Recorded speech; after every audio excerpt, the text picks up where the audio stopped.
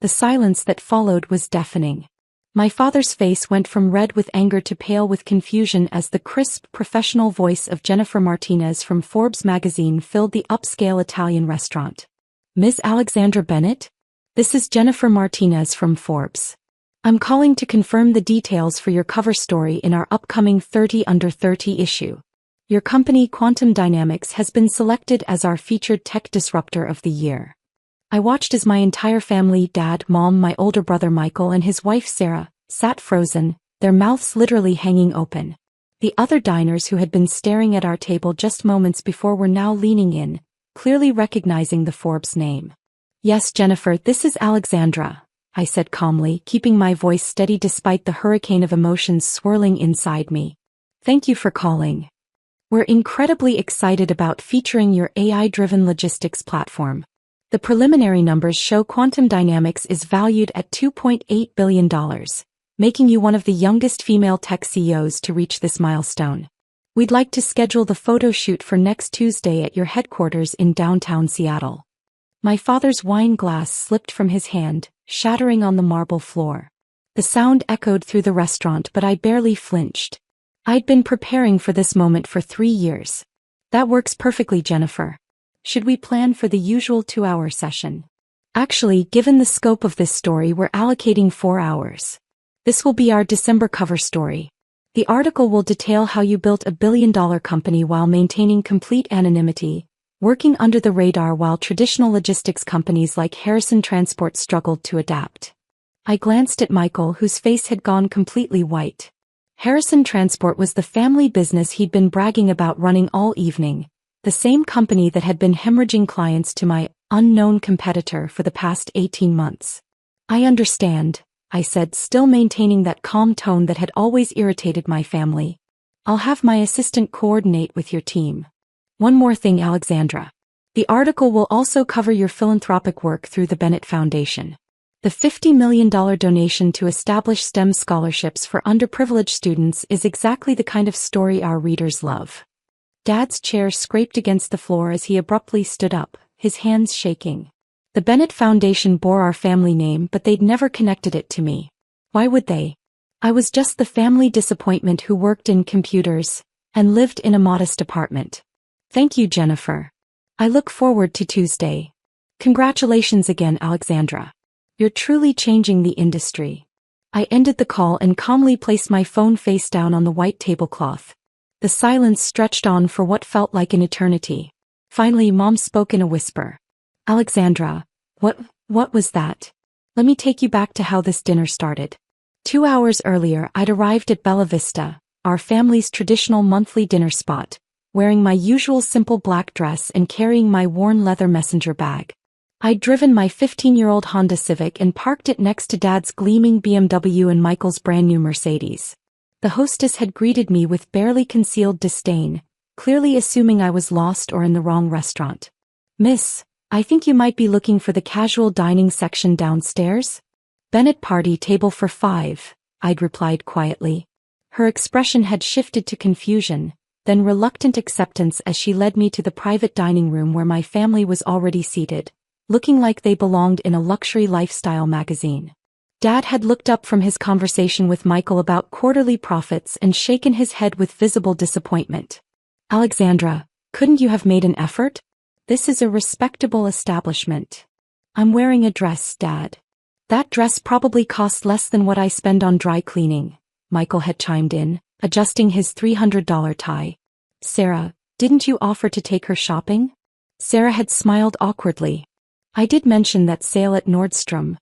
"I appreciate the offer, but I'm comfortable with my wardrobe," I'd said, taking my seat. Mom had sighed deeply. "Sweetheart, we just worry about you. Living in that tiny apartment, driving that old car, working at...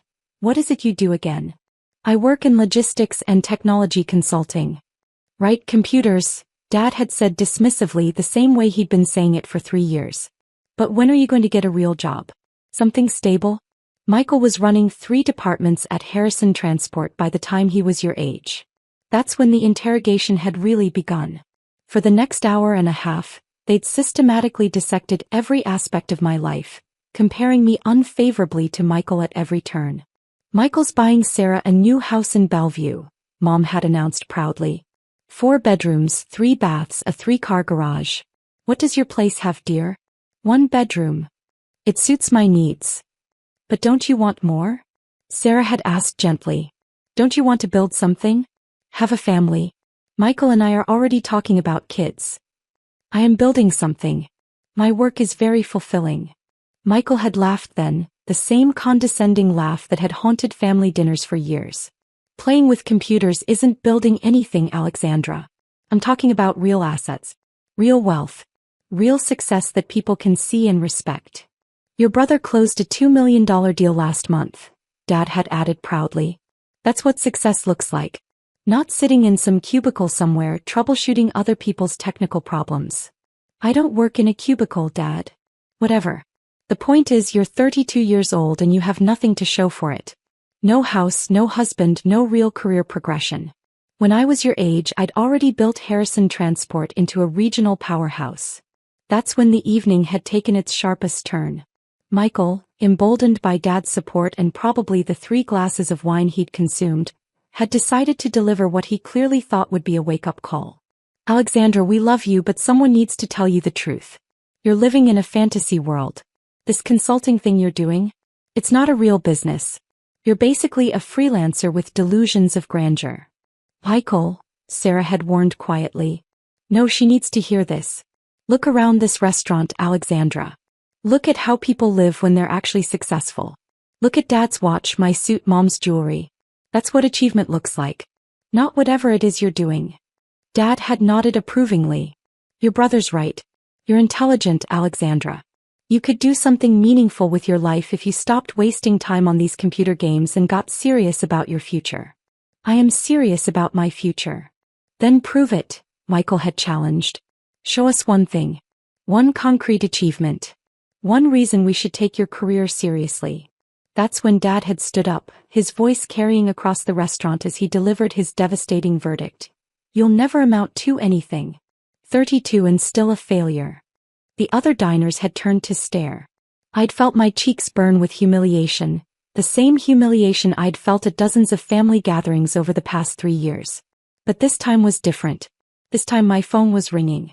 Now, sitting in the aftermath of the Forbes call, I watched my family struggle to process what they'd just heard. That was Forbes magazine confirming my cover story, I said simply. Cover story? Michael's voice cracked like he was 13 again. You're going to be on the cover of Forbes? The December issue, apparently. Dad slowly sank back into his chair, his face cycling through confusion, disbelief, and something that might have been fear.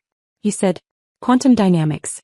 That's the company that's been destroying Harrison Transport's market share? Is that? That would be my company. Sarah, who had been completely silent until now, suddenly gasped. Wait, Bennett Foundation. The one that donated $50 million last month. That's you. I nodded. Among other things. The waiter approached hesitantly, probably to clean up Dad's broken wine glass, but Dad waved him away with a sharp gesture. His eyes never left my face. This isn't possible, he said, his voice barely above a whisper. You work at some tech support job. You drive a 15-year-old Honda. You live in that tiny apartment downtown. I do live downtown, I confirmed. It's actually the penthouse of the building I own, but it suits my needs. And yes, I drive a 2009 Honda Civic. It's reliable and I prefer not to draw attention to myself. Michael leaned forward, his face flushed. You're lying. This is some kind of sick joke. There's no way you built $1 billion company. I've been running businesses since college and I know what it takes. I pulled out my phone again and opened the Quantum Dynamics app. This app currently manages logistics for about 60% of the Pacific Northwest's e-commerce deliveries. We process roughly 2.3 million packages daily. Would you like to see our real-time dashboard? I turned the screen toward them. The numbers were constantly updating: deliveries completed, revenue generated, efficiency metrics. The daily revenue counter was approaching $12 million for today alone. Mom's hands flew to her mouth. Oh my God. Alexandra, this is real. It's real, Mom. Dad shook his head violently. No, this doesn't make sense. When did you? How did you? We would have known. We would have seen signs. I almost laughed. Signs? They'd missed every single one for 3 years straight. Remember when I told you I was starting a small logistics consulting business? You said, and I quote, "Another one of Alexandra's little computer projects that'll be forgotten in 6 months." The memory hit Dad like a physical blow. I could see it in his eyes. You told me to focus on finding a husband instead of playing with websites, I continued. Michael said I should just get a job at his company answering phones. But you never said anything about success. You never mentioned investors or employees or... Because every time I tried to share anything about my work, you changed the subject. Every family dinner, every holiday, every phone call. You made it clear that my career wasn't worth discussing unless it looked like Michael's version of success. I opened another app on my phone, showing them the Quantum Dynamics employee portal. We currently employ 3,247 people across 12 states. Our annual revenue last year was $1.2 billion. This year we're projected to hit $2.1 billion. Sarah was frantically typing on her phone. I'm looking up Quantum Dynamics right now. Holy, Alexandra, this website says your company just announced a partnership with Amazon. Last month. We're handling logistics optimization for their entire West Coast distribution network. Michael's face was getting redder by the minute. This is impossible. I've been tracking all the major players in logistics. I would have heard of Quantum Dynamics. You have heard of us, Michael. You just didn't know it was me. Remember last year when Harrison Transport lost the Morrison Industries contract? That was us. The Peterson Group? Westfield Manufacturing? Also us. I paused, watching his expression crumble. Should I continue? You've been deliberately targeting my clients? I've been running my business, Michael. When companies put out requests for proposals, we submit competitive bids. The fact that we consistently win isn't personal, it's professional. I pulled up another screen on my phone, showing a detailed analysis of the logistics industry in our region. Would you like to see why we win those contracts? Before he could answer, I launched into the explanation I'd tried to give him 18 months ago, when he'd dismissed my concerns about Harrison Transport's outdated systems. Traditional logistics companies like Harrison Transport operate on legacy systems built in the 1990s. They use manual routing, paper-based tracking, and phone-based customer service. Our AI platform processes thousands of variables in real-time: traffic patterns, weather conditions, delivery windows, vehicle capacity, fuel costs, driver schedules, and optimizes every route dynamically. Michael stared at me blankly. What that means, I continued, is that while Harrison Transport's drivers spend 30 minutes every morning planning their routes with paper maps, our drivers receive optimized routes automatically on their mobile devices. While your customers call and wait on hold to track their packages, our customers get real-time updates via text, email, or app notifications. That's why we're winning contracts, Michael. We deliver packages 40% faster with 60% fewer delays at 25% lower cost than traditional companies. It's not personal. It's just better technology. The fight went out of him completely. You offered to help us implement this technology. 18 months ago. I did. You told me to stick to my little computer games and leave real business to people who understood it. Dad finally found his voice again. Why didn't you tell us? Why did you let us think? Think what, Dad? That I was a failure? Because that's exactly what you've been telling me for the past 3 years. Even tonight, 30 minutes ago, you stood up in this restaurant and announced to everyone that I was a disappointment to the family. I didn't know. You didn't want to know. There's a difference. Mom was crying now, mascara running down her cheeks. Sweetheart, we're so sorry. We had no idea. If we had known. If you had known what? You would have treated me differently. You would have been proud of me. I shook my head. The work I was doing didn't change. The impact I was making didn't change. The only thing that would have changed is how you treated me, and that says everything about your priorities. A new voice interrupted our conversation. Excuse me, are you Alexandra Bennett?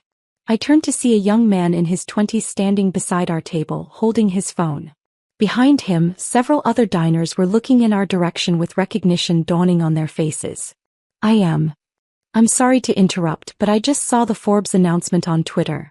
I'm a computer science student at University of Washington, And your company sponsored my scholarship through the Bennett Foundation. I just wanted to say thank you. Because of you, I'm the first person in my family to go to college." The young man's words hit the table like a bomb. Dad's face went completely white. "That's wonderful," I said, standing to shake his hand. "What's your name?" "David Martinez. I'm graduating this spring and I actually have an interview with Quantum Dynamics next week for a junior developer position." "David Martinez. Yes, I remember your application. Top of your class, excellent project portfolio. You built that inventory management system for local food banks, didn't you?" His face lit up. "You know about that? I personally review every scholarship application that includes a community service project. Your work was impressive." After David returned to his table, I sat back down to face my family. The dynamic had shifted completely. Dad, who had been so loud and authoritative an hour ago, now looked small and uncertain. "You're giving scholarships to strangers," Mom said quietly, "but we had no idea you could even afford your own rent." "I've been giving scholarships for 2 years, Mom. The Bennett Foundation has helped 847 students so far. Would you like to know why I named it after our family name?" She nodded, not trusting her voice. "Because despite everything, I wanted to honor what Dad taught me about hard work when I was younger. What you taught me about helping others. I thought maybe someday you'd see the foundation's work and feel proud that it carried our name, even if you never connected it to me." Dad's hands were shaking as he reached for his water glass. "Alexandra, we've made terrible mistakes." "Yes, you have." Michael suddenly looked up from his phone, his face ashen. "Alexandra, I'm looking at your company's press releases. You've won contracts with literally every major corporation in the region. Including..." He swallowed hard. "Including the Peterson Industries expansion project that we were bidding on next month." "The $50 million contract?" "Yes, we won that bid 3 weeks ago. That contract, that was going to save Harrison Transport. Without it, we'll have to declare bankruptcy within 6 months." I studied my brother's face. 3 years ago, he'd laughed when I told him about starting my consulting business. He'd said I should leave the real business to people who understand it. He'd refused my offer to help optimize Harrison Transport's operations, calling my suggestions amateur computer nonsense. "Michael, I offered to help you modernize Harrison Transport 2 years ago. You said, and I quote, 'We don't need help from someone who doesn't understand real business.'" "I remember," he whispered. "I sent you 3 detailed proposals showing how to reduce costs and improve efficiency. You threw them away without reading them." "I know. And when you found out that some new company was taking your clients, you never once considered that maybe it was time to innovate instead of just complaining about unfair competition." Sarah grabbed Michael's arm. "Honey, maybe Alexandra could still help. Maybe there's a way to work together." I looked at Sarah, who had always been kind to me even when the rest of the family wasn't. She didn't deserve to suffer because of Michael's pride and stubbornness.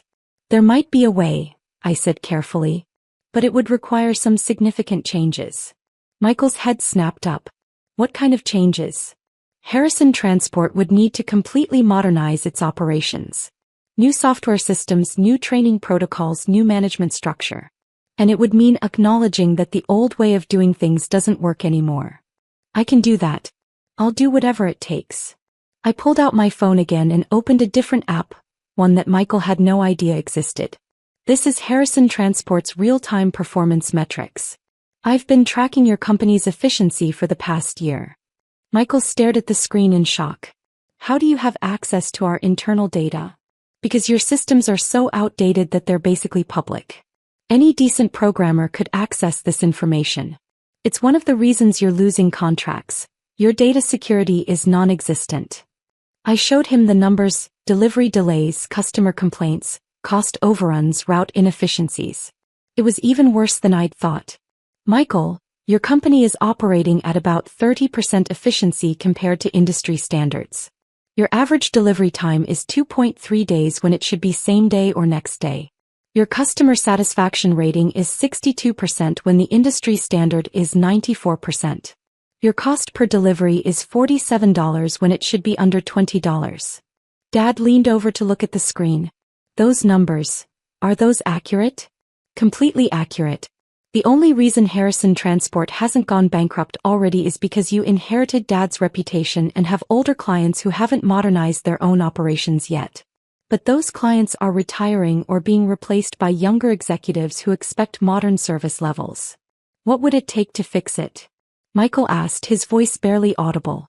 Complete technological overhaul.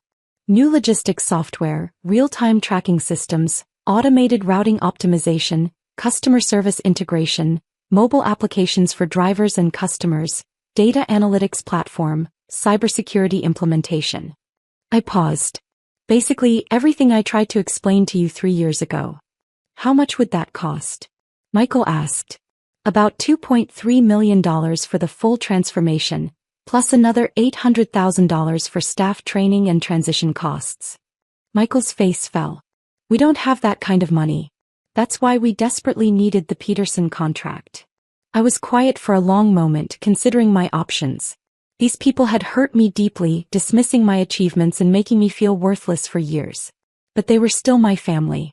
And Sarah didn't deserve to lose her home because of Michael's stubbornness and pride. I have a proposal, I finally said. Quantum Dynamics will acquire Harrison Transport. The purchase price will be $1.2 million, which should cover your current debts and give you a small cushion.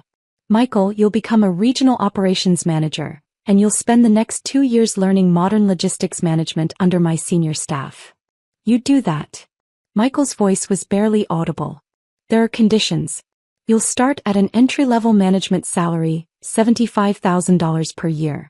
If you prove you can adapt, learn, and contribute meaningfully to the modernized operations, you'll have the opportunity to earn back up to 20% ownership in the Harrison Regional Division after 5 years.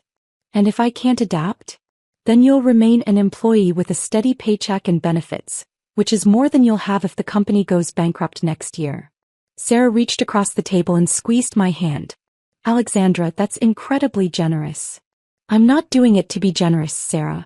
I'm doing it because a regional logistics network strengthens my overall platform, and because I believe in giving people opportunities to prove themselves. Michael will have to earn every percentage point of that ownership back. Mom was crying harder now. Alexandra, we've been so wrong about everything. So wrong about you. Yes, you have been. Dad cleared his throat, struggling to find words. Is there any way you can forgive us? Any way we can make this right? I looked around the table at these people who had spent 3 years making me feel small and worthless. Part of me wanted to walk away and never look back. But another part of me remembered family dinners when I was younger, when Dad would ask about my school projects with genuine interest, when Mom would brag to her friends about my academic achievements. I don't know, Dad.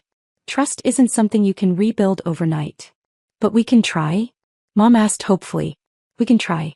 But it means treating me with respect even when you don't understand what I do. It means not dismissing my achievements just because they don't fit your traditional definition of success.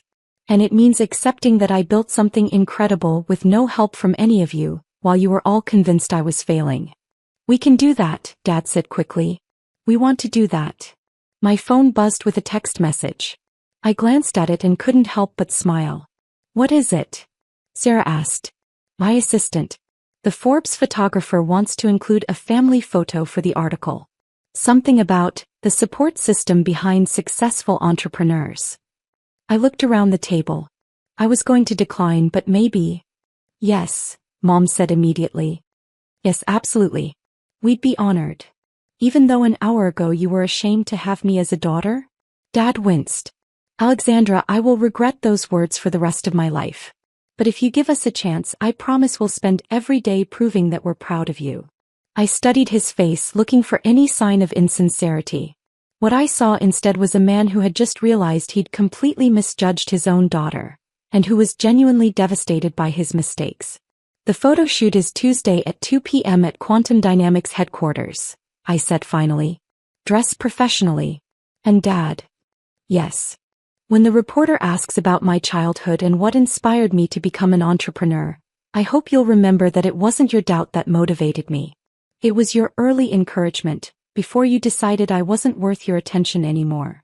He nodded, tears in his eyes. I remember being so proud when you won the science fair in 8th grade. When you got accepted to MIT with a full scholarship. When you graduated summa cum laude. He paused. I never stopped being proud of you, Alexandra. I got scared when I couldn't understand what you were doing anymore. Instead of asking you to help me understand, I convinced myself it wasn't important. That's going to change? That's already changed. Starting right now. I signaled the waiter for the check. When it arrived, I handed him my black American Express Centurion card, the one that had no preset spending limit and required a $10,000 annual fee. Alexandra, Michael said as we prepared to leave, there's something I need to ask you. What? The night you offered to help Harrison transport and I laughed at you, did you know then? Did you already know how successful you were going to be? I thought about that night 2 years ago. Quantum Dynamics had already secured its first major contracts, and I was beginning to realize just how big this could become. Michael had been so dismissive, so condescending. I knew I was on to something revolutionary. I knew that what I was offering you could save your company and transform it into an industry leader. But honestly, I was still hoping you'd be proud of me for trying. He closed his eyes. I'm so sorry, Alexandra. I'm sorry for everything. As we walked out of the restaurant, I noticed other diners watching us, some taking pictures with their phones. By tomorrow, someone would probably post about seeing the Forbes cover story subject having dinner with her family. The story would spread on social media. My quiet anonymity was officially over. But for the first time in 3 years, I wasn't walking out of a family dinner feeling small and worthless. I was walking out as exactly who I'd always been, a successful entrepreneur who had built something incredible. The only difference was that now my family knew it too. My phone rang as we reached the parking lot. Jennifer Martinez from Forbes again. Alexandra, I'm sorry to call so late, but we just received some incredible additional information about quantum dynamics. Apparently, your AI logistics platform has just been selected as the backbone for the new nationwide delivery optimization program. This is much bigger than we initially realized. I looked back at my family who were all standing by their cars, clearly still processing everything that had happened tonight. How much bigger, Jennifer? We're talking about a potential $50 billion industry transformation over the next 5 years. Your platform will be integrated into logistics networks across all 50 states. Alexandra, you're not just building a successful company. You're revolutionizing how the entire country handles logistics and delivery. This story just became our biggest tech feature of the year. I smiled, thinking about the young woman who had sat in family dinners for 3 years, listening to lectures about failure and disappointment, while secretly building something that would change an entire industry. I'll see you Tuesday, Jennifer. And Jennifer, make sure to emphasize in the article that this technology was developed by someone working alone in a small apartment, using a 15-year-old Honda Civic for transportation, while everyone around her was convinced she was failing. That's exactly the kind of detail that makes these stories compelling. The underdog angle always resonates with our readers. As I drove home to my downtown penthouse in my reliable Honda Civic, I realized that the best part of tonight wasn't proving my family wrong. It wasn't even the satisfaction of revealing my success after years of hiding it. The best part was finally being able to stop pretending to be smaller than I was. Tomorrow, the world would know that Alexandra Bennett wasn't just another tech entrepreneur.